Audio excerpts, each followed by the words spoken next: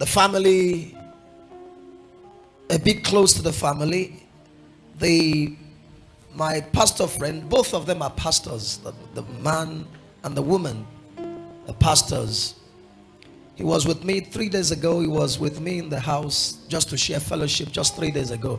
But then this incident happened sometimes in, I think this should be in June or July this year.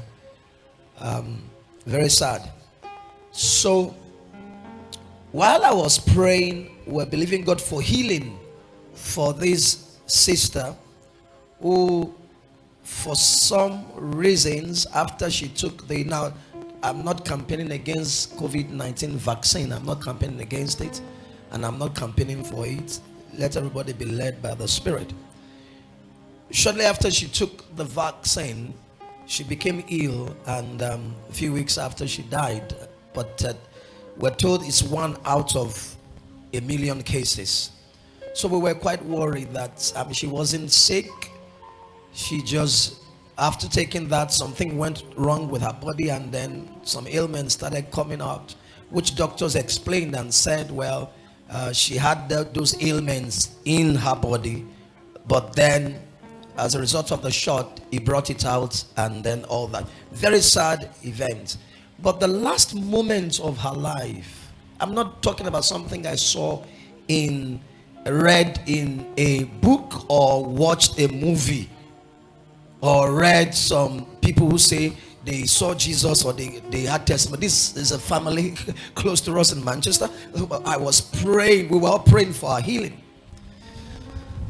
The last 2-3 days, I'm sure the husband won't mind me sharing this, because then I encouraged him to ensure that he shares this with every opportunity he gets. While she was in the hospital and she was ill, dying, Jesus showed up to her in the hospital there in Manchester, and the Lord said to her, according to the testimony, that, do you know if you die now, you are going to hell? Then she argued with the Lord and said, but Lord, why? My husband is a pastor. I'm a pastor. We serve you. We have a church. Lord, my children are born again and all that. And there was pandemonium in the hospital, because then the nurses and the medical practitioners thought she was going mad as she was talking to an invisible person. And the Lord said, no, you won't make it to heaven, and I want you to tell your husband as well that none of you will make it to heaven. I said, but we're pastors. He said, yes, both of you go to hell if you were to die now, and therefore I won't take you home yet until you make amendments. And she said to the Lord, she said, Lord, what's the amendment?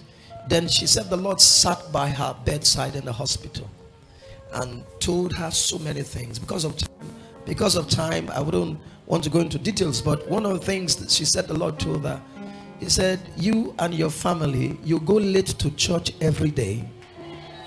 Watch this. My heart broke. He said, you are the pastors of the church.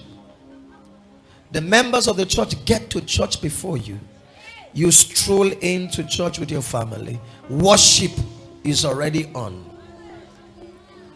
That simple.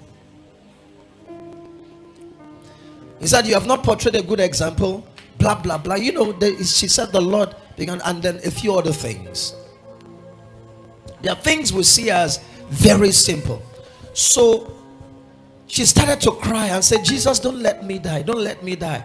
The nurses came and calmed her down. Real life situation.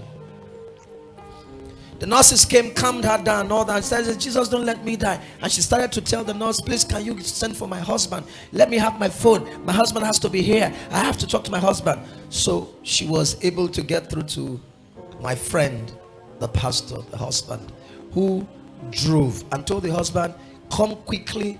The Lord just spoke to me and said, you must be at the hospital before 3 p.m. The man drove like crazy, got to the hospital, saw his wife. At the time he saw his wife, he said she was looking like an angel. The pains and the illness and the infirmity had gone, all the pains gone from her body.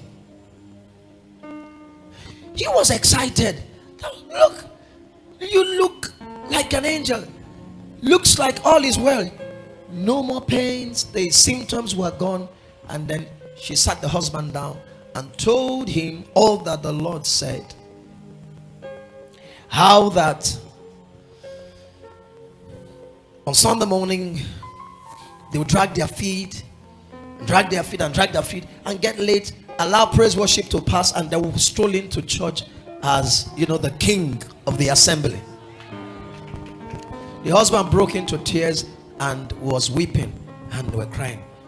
Not long story short, it looked like the Lord gave her 24 hours to make amendments. After that, she passed on to glory. Yeah. When we went to his house to pay condolence visit, my wife and I do not lie, I tell you the truth. When we went to his house in Manchester there, not too far from us, to pay condolence visit, sat down and said, man of God, my life is changed. We will never go late to church anymore. We will never take God for granted. While worship is going on, all those style of we are the special leaders, we're the king over the assembly, all those have ended. I joined the people like I am also seeking the Lord, not the people seeking me, and began to say a lot of things. My heart broke.